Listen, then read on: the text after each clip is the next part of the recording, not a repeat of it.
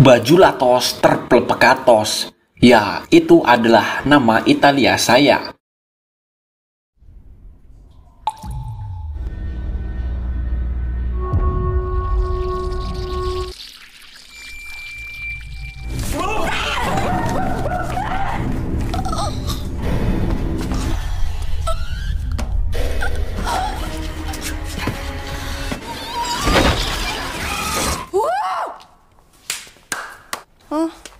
잘도 놀아.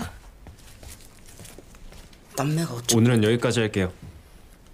수고하셨...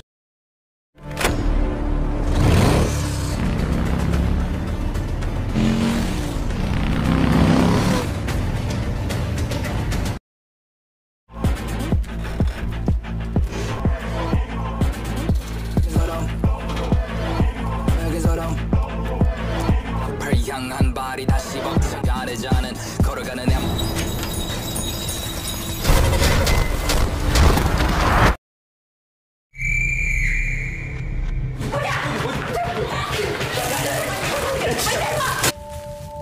제 남편이에요.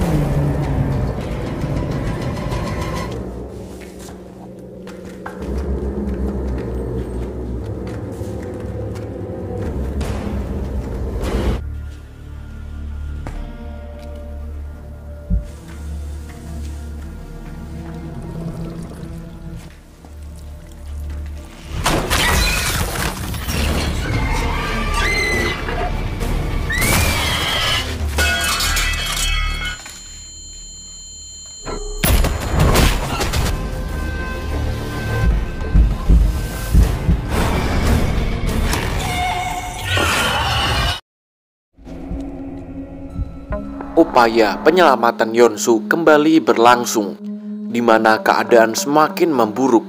Apalagi monster kilat sangat susah untuk dihadapi.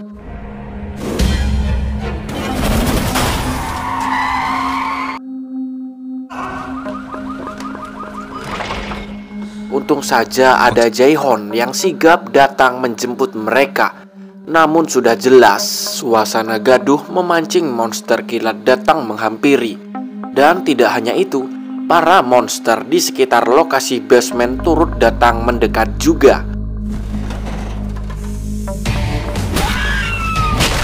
Tiba-tiba, di waktu yang sempit, datanglah kakek Han dengan perlengkapan senjata penyembur api. Dan itu membuat monster kewalahan. Dan akhirnya mereka semua pun dapat melarikan diri.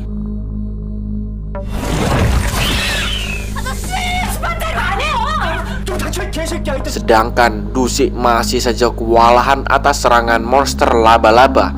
Kaki lumpuhnya pun terkena tusukan oleh monster itu. Para penghuni sangat ketakutan. Latihan selama ini serasa sia-sia. Untung di antara mereka ada Yuri dan Enyu yang berani menarik monster itu. Walaupun monster itu dapat melarikan diri.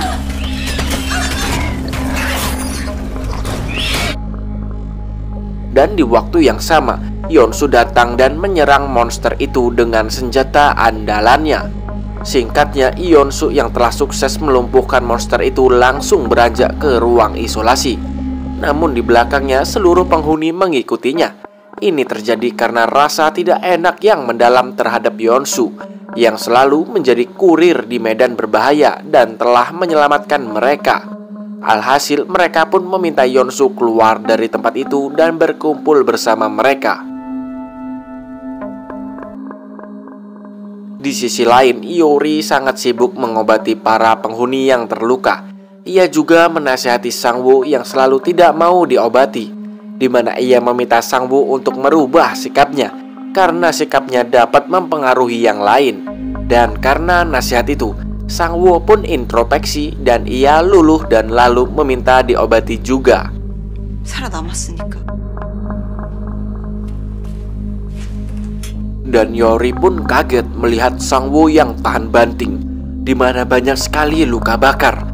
Dan yang lebih ekstrim lagi adalah luka sobek di punggungnya hanya diperban dengan lakban gocengan. Setelah diobati, ia pun mencari tempat makan yang jauh dari kerumunan karena ia lebih nyaman sendiri, dan itu juga dirasakan juga oleh Yeon-su. Rupanya mereka berdua adalah introvert sejati.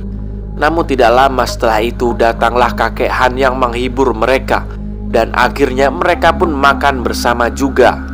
어때? 후달려? 그래. 온전한 내장이 합 잘 먹어서다 이놈들아. Shin pun berpindah memperlihatkan perseteruan antara Nini yang sebal akan sikap beban sang adik. Tak lama setelah itu datanglah Dusik yang meminta mereka berdamai dan marilah bermain bersama saja. Namun pemikiran ini menjadi sok dewasa, di mana ia lebih baik diberi pistol untuk menjaga diri daripada melakukan hal ini, karena ia sadar makin kesini harapan hidup pun semakin mengecil juga.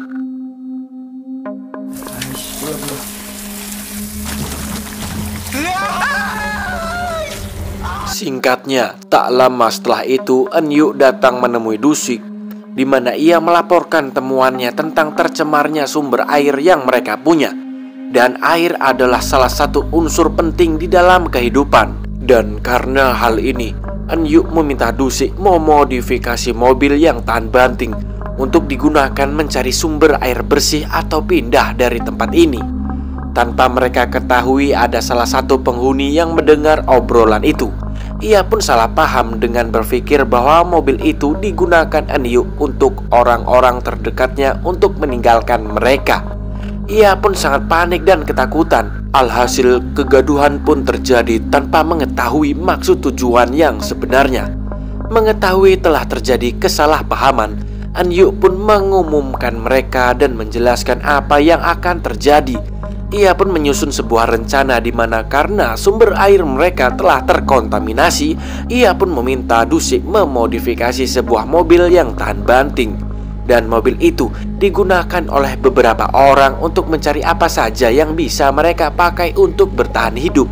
Dan tugas berat itu diberikan ke salah satunya pada Sang-woo yang mempunyai keberanian dan skill bertahan hidup yang menakjubkan. Keesokan harinya, Jisoo sangat tidak kuasa menahan rasa sakit di perutnya. Ia pun berniat masuk ke dalam WC, namun di dalamnya telah terisi oleh Eun-yu. Ia pun meminta Eun-yu untuk gantian.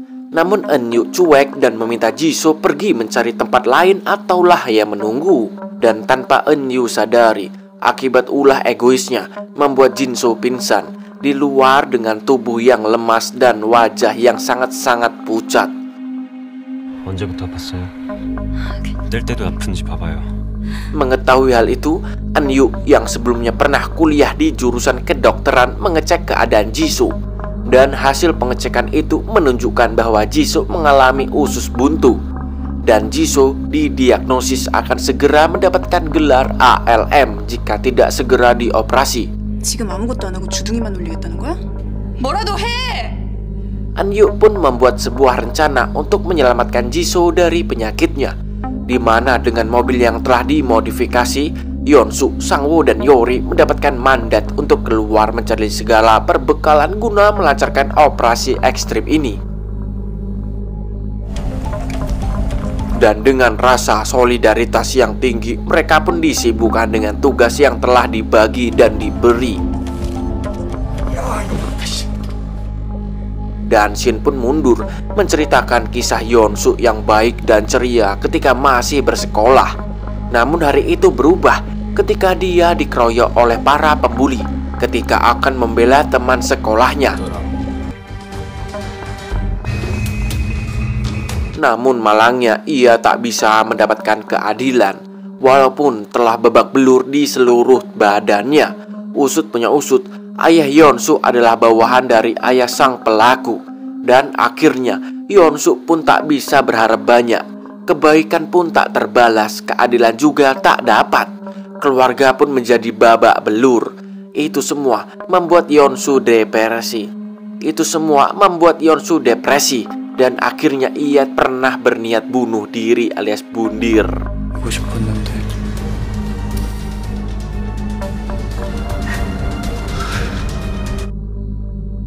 Kembali ke masa kini, perjalanan misi mereka pun dimulai dengan Yeon-soo yang telah sepenuhnya menyiapkan mental besar dan tulus menyelesaikan misi ini.